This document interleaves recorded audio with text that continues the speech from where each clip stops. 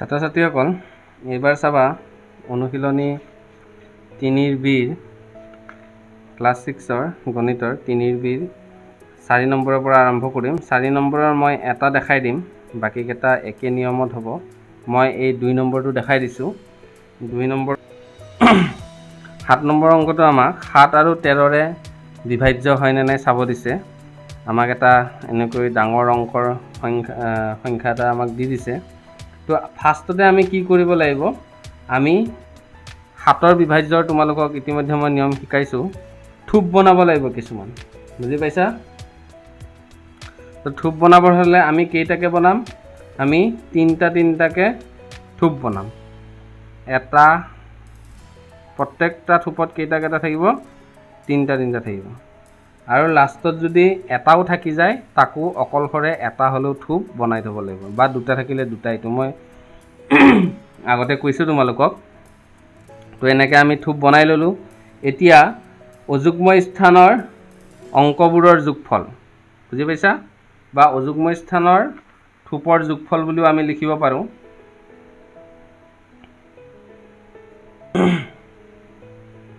এই থুপকেইটা বনোৱা হোৱাৰ পিছত আমি লিখিম অযুগ্ম স্থানৰ অংকবোৰৰ যোগফল। তো অযুগ্ম স্থান প্ৰথম, এইটো ফাৰ্ষ্ট অযুগ্ম, 3 নম্বৰ স্থান অযুগ্ম। তো ফাৰ্ষ্টত আছে 4 লিখিছোঁ, 3 নম্বৰ স্থানত আছে 195 লিখিছোঁ। লিখি যোগ কৰিলোঁ, যোগ কৰি 199 পালোঁ। তাৰপিছত যুগ্ম স্থানৰ অংকবোৰৰ যোগফল। যুগ্ম স্থান 2টো যুগ্ম স্থান, 4টো যুগ্ম স্থান। তো 2টোত আছে 862 লিখিছোঁ, আৰু 4 নম্বৰ স্থানটো যুগ্ম, গতিকে 325 লিখি পেলাই যোগ কৰিলোঁ। তাৰমানে অযুগ্ম স্থানকেইটা যোগ কৰিবা আৰু যুগ্ম স্থানকেইটা যোগ কৰিবা। যোগ কৰিলোঁ 1187 পালোঁ। তাৰপিছত ডাঙৰটোৰ পৰা সৰুটো বিয়োগ, যোনটোৱে ডাঙৰ হওক তাৰ পৰা সৰুটো বিয়োগ কৰিবা। এতিয়া ডাঙৰ এইটো আছে, ইয়াৰ পৰা এইটো আমি বিয়োগ কৰিলোঁ। বিয়োগ কৰোঁতে পালোঁ কিমান, 988। এতিয়া আমি কি কৰিম, তোমালোকে চাবা 988 আছে নহয়, সেইটোক আমি হৰণ কৰিব লাগিব, বুজি পাইছা? এতিয়া চোৱা 988ক 7ৰে বিভাজ্য সুধিছে আৰু 13ৰে। 7ৰে সোধাৰ কাৰণে প্ৰথম 7ৰে হৰণ কৰিছোঁ। হৰণ কৰোঁতে বাকী থাকি গৈছে, বাকী 1 আছে। সেই গতিকে ই কি নহ'ব, 7ৰে বিভাজ্য নহ'ব। গতিকে আমি প্ৰথমে লিখিম যে এতেকে সংখ্যাটো 7ৰে বিভাজ্য নহয়, গতিকে অংকটো 7ৰে বিভাজ্য নহয়। তাৰমানে এই যিটো বিয়োগ কৰিলোঁ, বিয়োগ কৰি যিটো পাৰ্থক্য পালোঁ তাক 7ৰে হৰণ কৰিলোঁ। হৰণ কৰোঁতে মিলি নগ'ল, 1 বাকী থাকি গ'ল। সেইকাৰণে লিখিছোঁ সংখ্যাটো 7ৰে বিভাজ্য নহয়। এই সংখ্যাটো 7ৰে বিভাজ্য নহয়, গতিকে এই অংকটো 7ৰে বিভাজ্য নহ'ব। তাৰপিছত 13ৰে কৰি চাব লাগিব। আকৌ আমি 988 লিখি 13ৰে কৰি চাম। যদি মিলি যায় তেতিয়াহ'লে বিভাজ্য লিখিম, যদি মিলি নাযায় বিভাজ্য নহয় বুলি লিখিম। তো চোৱা 13ৰে 13 7 গুণ 91, 7 বাকী থাকি গ'ল, 8টো নমাই আনিলোঁ, 13 6 গুণ মিলি গ'ল, ইয়াত বাকী নাথাকিল। গতিকে লিখিম ইয়াত সংখ্যাটো আগৰ নিচিনা একেই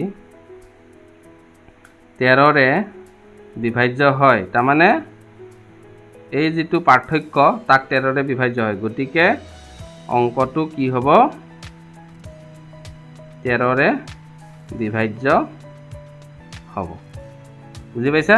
তোমালোকে এইখিনি ছাইডত কৰিবা, মই দেখাৰ অসুবিধাৰ বাবে ইয়াতে কৰি দিছোঁ। তো অংকটো এইটোৱেই। তো বাকীখিনি অংকও ছেম এনেকৈ হ'ব। প্ৰথমে থুপখিনি ভাগ কৰিবা, ভাগ কৰি যুগ্ম অযুগ্ম থুপখিনি, অযুগ্মখিনি অযুগ্মৰ লগত যোগ কৰিবা, আৰু যুগ্ম স্থানৰ থুপখিনি যুগ্ম স্থানৰ লগত যোগ কৰিবা। যোগ কৰি বিয়োগ কৰিবা, বিয়োগ কৰি 7ৰে হৰণ কৰিবা। যদি মিলি যায় এই ফলটো তেতিয়াহ'লে এই গোটেই অংকটো 7ৰে বিভাজ্য হ'ব, যদি মিলি নাযায় বিভাজ্য নহয়। 13ৰেও হৰণ কৰিবা, এই ফলটোক যিটো পাৰ্থক্য ওলাব, যদি 13ৰে মিলি গ'ল তেতিয়াহ'লে এইটো অংকটো বিভাজ্য হ'ব, যদি মিলি নাযায় নহয়। তাৰ পিছৰ অংকটো চোৱা, 5 নম্বৰটো দিছে 27720 সংখ্যাটো 2ৰ পৰা 12লৈ এই আটাইকেইটা পূৰ্ণ সংখ্যাৰে বিভাজ্য হয়নে পৰীক্ষা কৰা বুলি দিছে। তো ইয়াত আমি 2ৰ পৰা 12 লৈকে যিখিনি বিভাজ্যৰ নিয়ম সেইটো লিখি দিলেই হ'ব। প্ৰশ্নটো আকৌ কৈ দিছোঁ, 27720 সংখ্যাটো 2ৰ পৰা 20 লৈ এই আটাইকেইটা 2ৰ পৰা 12 লৈ এই আটাইকেইটা পূৰ্ণ সংখ্যাৰে বিভাজ্য হয়নে নহয় পৰীক্ষা কৰা। তোমালোকে ডাইৰেক্ট অংকটো লিখাৰ পিছত উত্তৰ বুলি দিবা। এনেকৈ 5 নম্বৰৰ অংক এইটো উত্তৰ বুলি দি লিখি দিবা। 2ৰে প্ৰথম 2 আহিব, 2ৰ পৰা 12 লৈকে দিছে, 2ৰ পৰা 12 গোটেইখিনি লিখিব লাগিব। 2ৰে বিভাজ্য, মই বাকীখিনি কৈ যাম, এটা দেখাই দিছোঁ, বিভাজ্য হয়। কাৰণটো লিখি দিবা, কাৰণ সংখ্যাটোৰ একক স্থানত কি আছে? 0 আছে। এয়া দেখিছা, সংখ্যাটো আমাক দিছে কিমান? 27720। এককৰ স্থানত কি আছে? 0। গতিকে বিভাজ্যতাৰ নিয়মখিনি লিখিলেই হ'ল তোমালোকে। এনেকৈ লিখিবা ফাৰ্ষ্ট, তাৰপিছত লিখিবা আকৌ 3ৰে বিভাজ্য হয়। এইটো লিখিব নালাগে, এইটো মই দেখাই দিছোঁ। 3ৰে বিভাজ্য হয়, কাৰণটো লিখি দিবা, কাৰণ সংখ্যাটো অংককেইটাৰ যোগফলক 3ৰে বিভাজ্য হয়। বুজি পাইছা? এনেকৈ প্ৰতিটো লাইন এনেকৈ লিখি গ'লে হ'ল। 2ৰে বিভাজ্য হয় কাৰণ এককৰ ঘৰত সংখ্যাটোৰ কি আছে? এককৰ ঘৰত সংখ্যাটোৰ 0 আছে।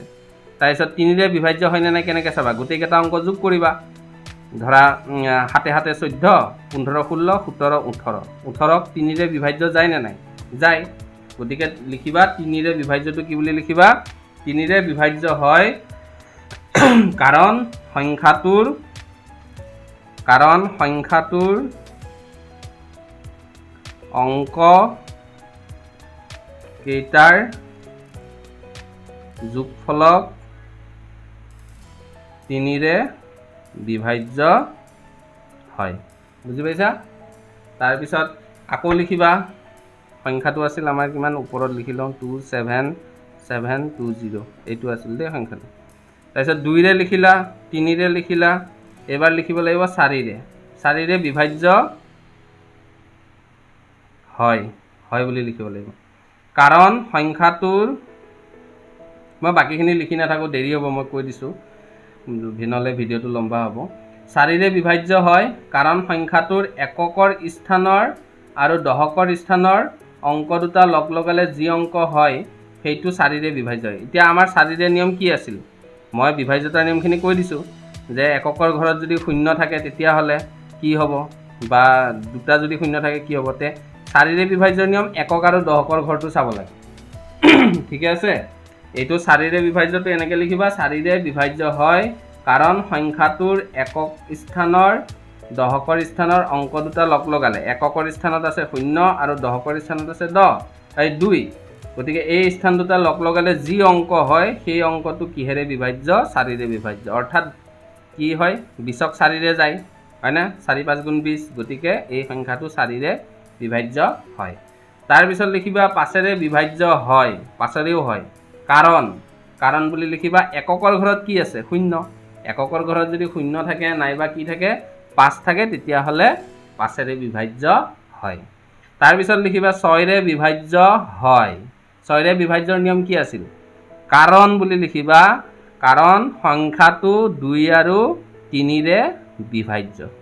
বুজি পাইছা? 6ৰে বিভাজ্য হয় কাৰণ সংখ্যাটো, তাৰমানে এইটো সংখ্যাটো 2ৰেও বিভাজ্য হৈছে আৰু 3ৰেও বিভাজ্য হৈছে, সেইকাৰণে 6ৰে বিভাজ্য হৈছে।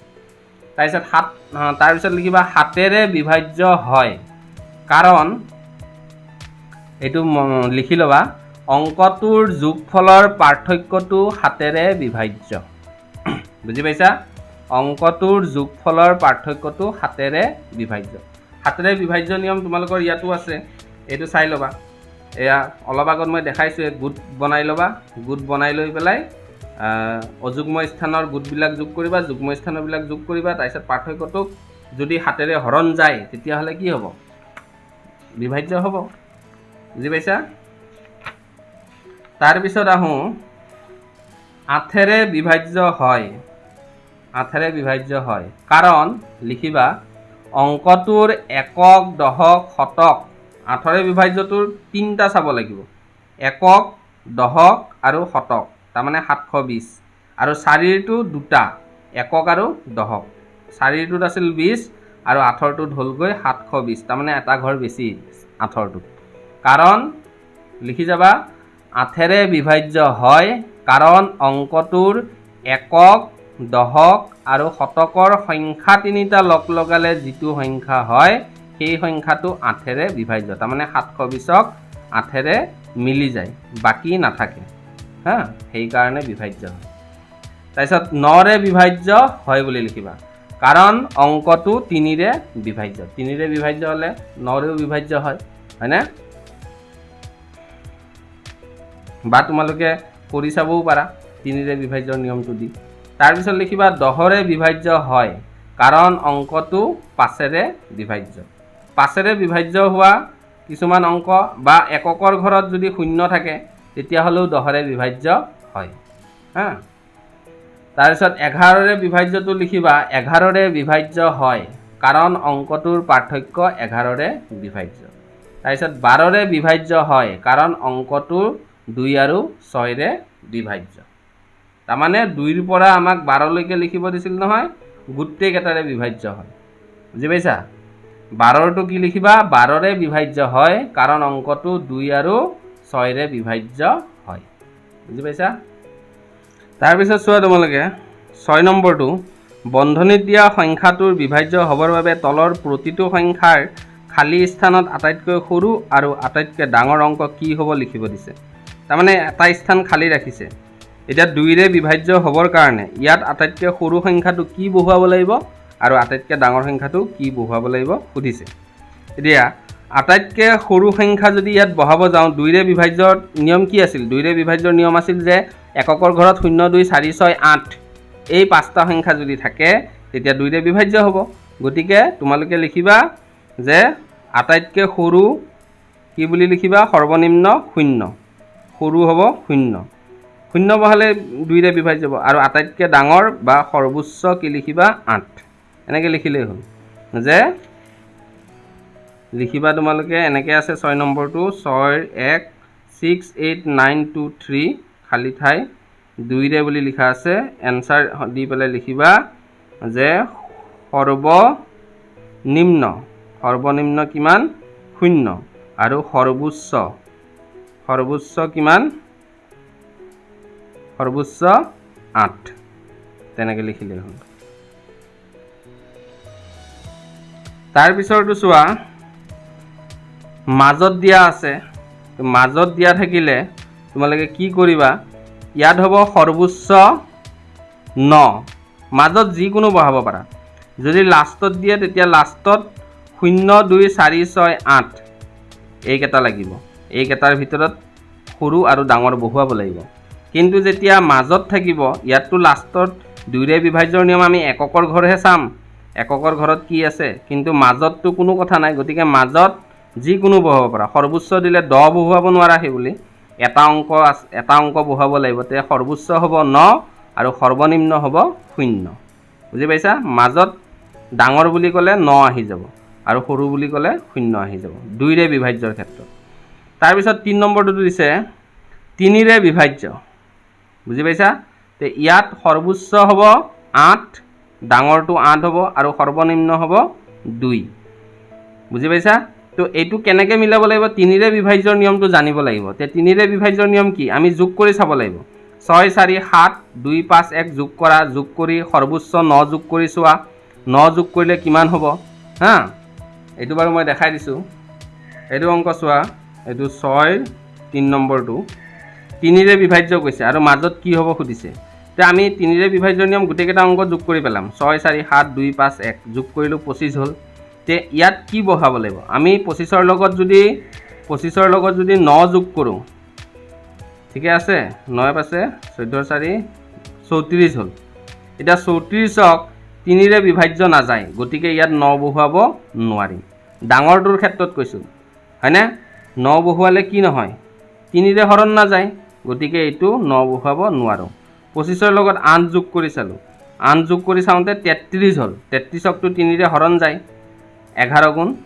3 11 গুণ 33 গতিকে ইয়াত আমি কি বহুৱাম সৰ্বোচ্চ 8 আমি তলত লিখিম এইখিনি দেখাব নালাগে তোমালোকে খালি এইখিনি কেনেকৈ কৰিবা সেইটোৰ কাৰণে কৈছোঁ সৰ্বোচ্চ কি বহিব 8 এতিয়া সৰ্বনিম্ন চাম সৰ্বনিম্ন কিমান বহিব তো সৰ্বনিম্ন হলে 25 টো হৈয়ে আছে 25 ৰ লগত আমি কি যোগ কৰি চাম 0 0 যোগ কৰিলেও 25 থাকিব 25ক বাৰ নাযায় গতিকে কিহেৰে বাৰ নাযায় 3 ৰে গতিকে নহব এবাৰ 25 ৰ লগত 1 যোগ কৰি চাম কিমান হ'ব 26 26ক 3 ৰে হৰণ যায় জানো নাযায় গতিকে নহব 25 ৰ লগত এবাৰ 2 যোগ কৰি চাম কিমান হ'ল 27 3 9 গুণ 27 বাৰ যায় গতিকে সৰ্বনিম্ন কিমান বহিব 2 ইয়াত বহুৱাব নালাগে ইয়াত লিখিবা দুটা সংখ্যা খুদিছে যেহেতু তে সৰ্বোচ্চ 8 বহুৱাব পাৰি আৰু সৰ্বনিম্ন 2 বহুৱাব পাৰি বুজি পাইছা